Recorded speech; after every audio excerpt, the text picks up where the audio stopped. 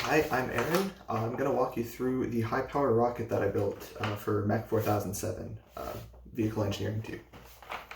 And this video is to accompany the report that's going to go into a lot further detail with the simulations and the structure and the design process and data from the flight. But this video is going to be a walkthrough on the structures and how everything's assembled. So to start off with the engine at the bottom here, the fuselage comes down and comes to a tail cone, which is then attached with JB weld to this retainer ring. And this retainer ring is where the engine actually goes in.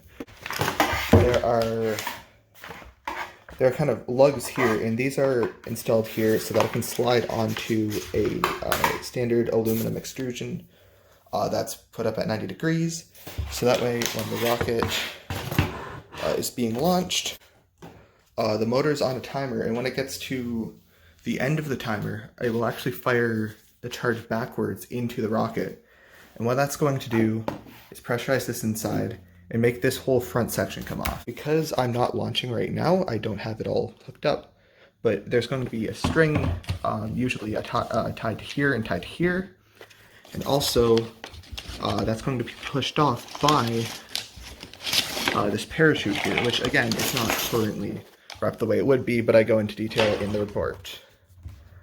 And that will separate the main booster assembly from the payload bay. I have these plastic rivets that can be taken off so that you can remove the nose cone from the payload bay so that it doesn't remove and take out the electronics during flight. This is the Avionics package I'm using that I built for a different project. It's just based on a Raspberry Pi. But here's what the internal structure of the rocket looks like. So it's balsa, and it is covered in, it's skinned with paper, so I can get the nice graphics.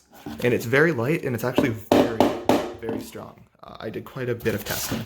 And also, here's the interior of the main rocket as well.